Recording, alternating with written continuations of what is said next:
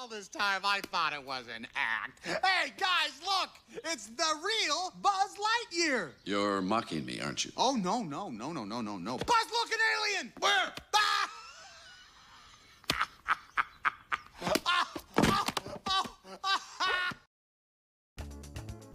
Hello guys and welcome back to the channel. Now a while back I saw a post from an article saying that Sega wasn't really happy with the sales that they were getting from Sonic Superstars, which understandably kind of made a lot of people think that Classic Sonic was going to be put on the back burner for a few years, since, well, I mean, the sales kind of speak for themselves. A lot of people also have problems with how Classic Sonic is treated nowadays, and to be honest, I see what they mean. It's hard to compare the games he's been in and look back at the classic games in the same way. There are also a ton of problems that people have that they personally think limit him compared to modern Sonic, and I think the same way too. So that's kind of what I want to talk about. Mainly the problems that this version of Sonic has and how they could be fixed in the future game. So let's get into it.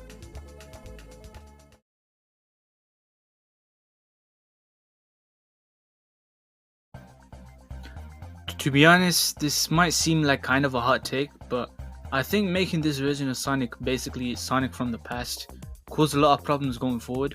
The main one being that they now have like a time skip between the classic games and Sonic Adventure 1.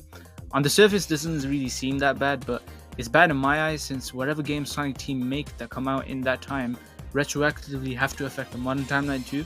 And we've seen which titles like Superstars, for example, that characters like Trip aren't really shown in the modern games like at all.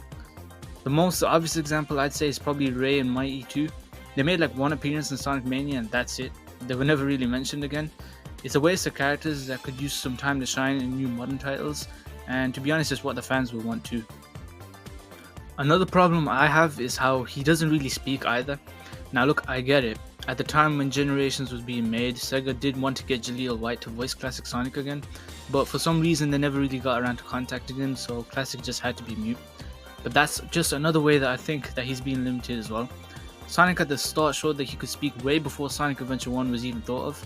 And what makes even less sense is that in the IDW comics, which by the way are meant to be taken as canon, Classic does actually speak, so why did they think it was okay to keep him mute in games like Forces Onwards? If anything, it just makes him seem like a parody, which is where I'll get to my next point. Now look, I'm sorry, but he just doesn't really have the same style that he had back then.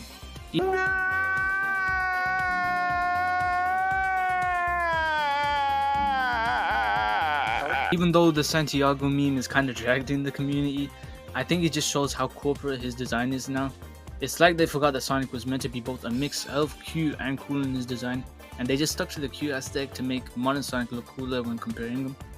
I know this is probably minor, but just look at the renders that have come out besides the one in Generations. Like, this guy doesn't even have the same seriousness that he had in games like Sonic CD, 3 and Knuckles, so on.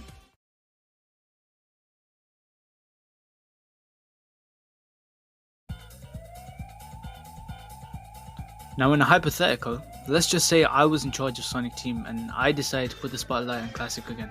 What would I do? Well, to start off, I wouldn't just limit him to just 2D games anymore.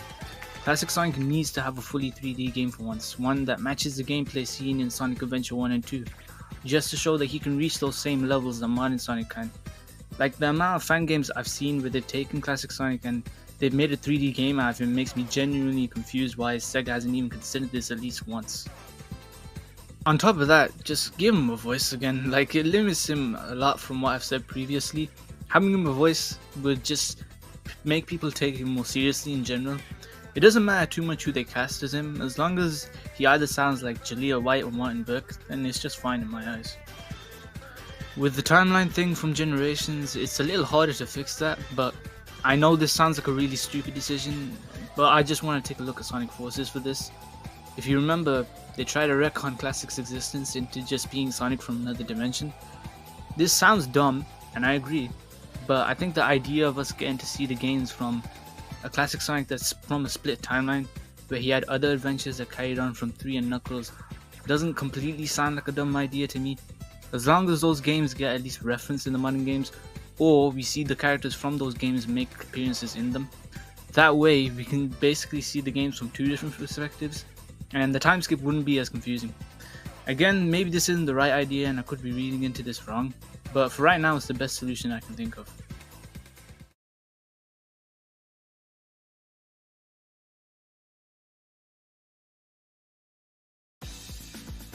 At the end of the day, all I want is for Classic Sonic to be equal to Modern Sonic again, like what they had going for Gens in the most part, since it kinda went downhill from there.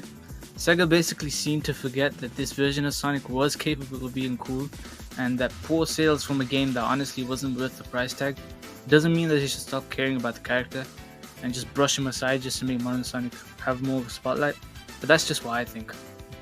Thank you all for watching through the video. Please like and subscribe for future content. Also, let me know what you think could be done to make Classic Sonic better. I'd really like to know all of your opinions on this.